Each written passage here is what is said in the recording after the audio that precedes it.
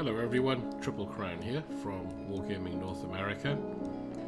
Welcome to this week's weekly focus, which are light tanks, and in particular the featured tank and the one we have on sale this week is the T1E6, a Tier 2 premium American light tank. It's probably the first premium tank that I ever purchased in the game many years ago, and it's certainly the first autoloader that I ever played, and played really badly. 5 shots in the magazine, half a second to load one shell, 5 seconds, without improving it with vents and food, etc. Average pen on gold, 55mm. Average damage, 30 to 36. It gets a little bit of dispersion and stuff, but at this tier, just run around and shoot things. Let's look at the T1E6 here in Tanks GG, a great application for any tanker. 160 health, 48 kilometers per hour, and its front armor 15 and 12, side armor 6mm, very thin armor. Confirmed pretty well in its 3D model. Little bit of angling on the front maybe, but lower glacis 17mm, 21mm effective because of that slight angling, so it may bounce a couple of shots, but pretty well at this tier. If you get hit, you're going to take damage and not live very long. Let's have a quick look at the stats. So with the standard loadout, 1324 DPM, 30 damage average per shot, and 33mm penetration. That's an important statistic.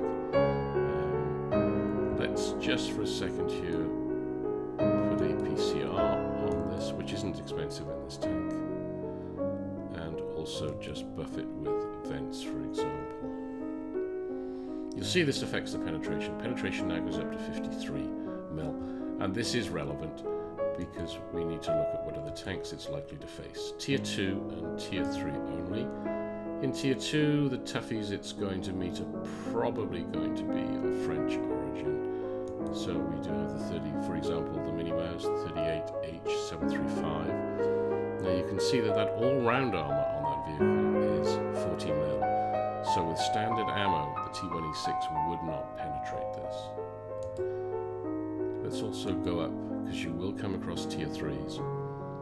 Toughest ones you're going to meet are probably again French, the S35 Saumur, and this has, as you can see, 40 armor together with some tough turret armor, 60 on the rear of that tank, so don't try and shoot it in the back of the turret.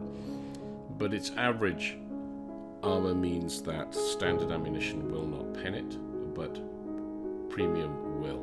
And I think probably the other one, just to pause that for a second, in Tier 3 you are going to occasionally meet the Panzer IIJ, which has 50 armor all round and 80 on the front. If you do come across this, you have a chance with premium ammo to pen it, but only on the sides or the rear. If it's the front, you basically should just run away. So let's have a look at a quick match. This was on Winter Himmelsdorf, Tier 2 and Tier 3. Opposition had a Panzer IVA and an AMX-38 and a couple of LTPs, so in some ways a tough matchup. Good dispersion to begin with. We had people heading over to the 9-0 line for the hill, people in the middle tank alley, and also 1 or 2 of us on the 1-2 line, which is where I am. Cruiser 3 is pushing up. We have a Panzerjäger giving support, and at the moment just have 1 LTP lit. So this looks promising. If the cruiser can take out the LTP, we're just there trying to give support, and unfortunately we detect Panzer IVA and another LTP. The cruisers at this point should pull back, being a bit brave. Then we light an E6 and another Cruiser 3. This is not good. Cruiser 3 either a bit too focused on his targets, but he takes shots from everybody and is settle out. At this point we need to pull back very quickly before we get charged, hopefully dragging anybody back onto the Panzerjäger one, and also to give us a chance to reclip. You see we pull back behind this mound, we're now reclipped. The Panzer IVA, this is the guy we need. 1, 2, 3, got at least 3 shots into him out of the clip, 5-second reload that I managed to get out before he can find me, and managed to take him out. It's a pretty important kill. Now, here's the reload tactic again, pull back. I knew I had this alcove to go into. I'm able to reclip. The other E6 is now coming down, so we're going to have an interesting gunfight. I know he's there. I'm aiming, measuring him, and 1, 2, 3, 4. Get 4 shots into him, take him down to 11 hit points. He's reclipping probably 2. I pull back again, fill my clip. I wait. Do not poke out, because I know there are potentially other people there. We've also got a T-70 on our side supporting, and I wait and take him out. Match is 9-7. We're in relatively good shape. I think we've taken the hill.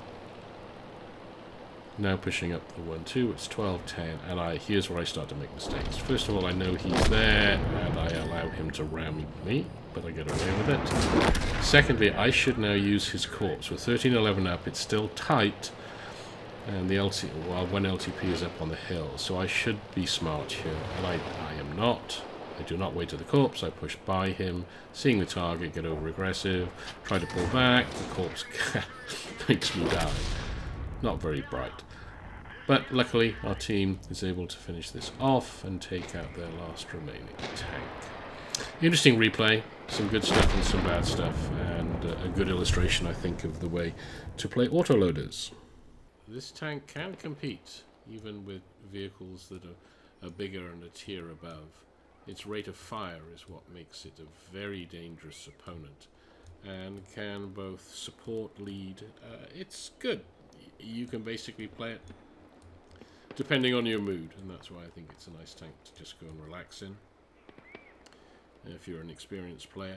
If you're a beginner, it is a great tank to learn about autoloaders. That if you were thinking of picking up any autoloader, pick this up. You're going to learn the way you let loose a full clip, and then you need to both have an escape route and use it. Fill up your clip and then come back. So learn the lessons down in this tier rather than the expensive ones when you get up to the higher tiers. I hope you enjoyed the replay and the video. It's been my pleasure to present the T1E6, a tank that I've enjoyed and I think you might do also. Take care and good luck on the battlefield.